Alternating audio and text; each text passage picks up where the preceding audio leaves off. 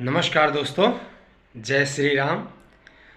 दोस्तों, अभी एक महत्वपूर्ण विषय पे जो है आपसे बात करनी है, लेकिन उससे पहले आपको एक वीडियो दिखाना चाहूँगा। वो वीडियो आप देखिए, उसके बाद आगे मैं बात करता हूँ, क्योंकि विषय बहुत महत्वपूर्ण है और विचारणीय है। लेकिन बहुत से लोग जो है सो मॉडर्न इस पर ध्यान नहीं देते। लेकिन मैं दोस्तों आज आपको ध्यानाकर्षित आपका करना चाहूंगा इस वीडियो के माध्यम से।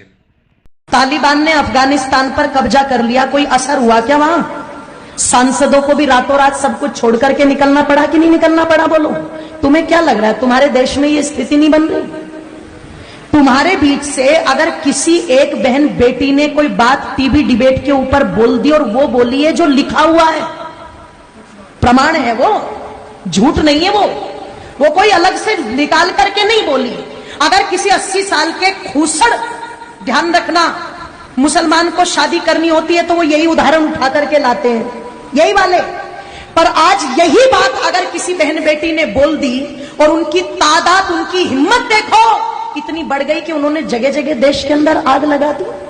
जब तुम्हारे शिव जी के बारे में बोला तो किसी के कानों पर चू तक नहीं रेंगी। तुम्हारी माता पार्वती के बारे में बोला तब कानों पर चू तक नहीं रेंगी। उन्होंने सीता को व्यभिचारिणी बता दिया तो तुम्हारे कानों पर चू तक नहीं रेंगी। सरेआम वो मौलवी बैठ करके टीवी डिबेट में हिंदू देवी देवताओं का अपमान करते रहे, किसी के कानों पर चू तक नहीं रेंगी। कोई भेड़िया नहीं निकल के आया, पर एक बात नुपुर शर्मा ने कह दी और सारे कुत्तों के झुंड निकल करके सड़कों पर आ गए। जरा सोच करके देखो, तुम्हें क्या लगता है ये षड्यंत्र नहीं है? तुम्हें क्या लगता है ये पहले से कोई योजना नहीं है? आप जाते हो इबादत करने के लिए और उधर से एकदम से इतने पत्थर तुम्हें कहां मिल जाते हैं कि पुलिस वालों को पीछे हटना पड़ता है, पर वो पत्थर खत्म नहीं होते। आपको क्या लगता है इसके पीछे कोई योजना नहीं है? और इसके पीछे कोई योजना नहीं है कि जो भाईचारे के गीत सुनाए जाते हैं वो सारे के सारे गीत हमारे लिए है, क्या वो उन पर गीत लागू नहीं होता? अगर इतने शांति के स्थापित करने वाले हैं, अगर इतनी अल्लाह ताला की इबादत करने वाले हैं, तो जब नुपुर शर्मा के लिए देश में आग लगा दी तो जिन कुत्तों ने, ध्यान रखना, कन्हैया लाल की गर्दन काटी है, उनके लिए भी सड़कों पर आना चाहिए था कि नहीं आना चाहिए था? तब तो पता लगे कि ये भाईचारे का पाठ दोनों तरफ से चल रहा है। और तुम एक पक्ष को लेकर के आग लगा दो देश में और दूसरे पक्ष पर तुम दुधकारी नान करके बिल में घुस जाओ, इससे पता नहीं लगता। ध्यान रखना, इसलिए थोड़े से सचेत हो जाओ। थोड़ी सी तो आवश्यकता है आप लोगों को जागरूक होने की। थोड़ा सा तो विचार और मंथन चिंतन माताओं तुम भी करो कि तुम कर क्या रही हो आज। एक एक तुम्हारा बेटा, उसे तुमने इतना फुसफुसिया बना दिया, इतना फुसफुसिया बना दिया कि वो 15 मिनट धूप में नहीं खड़ा हो सकता, वो 2 किलोमीटर पैदल नहीं चल सकता।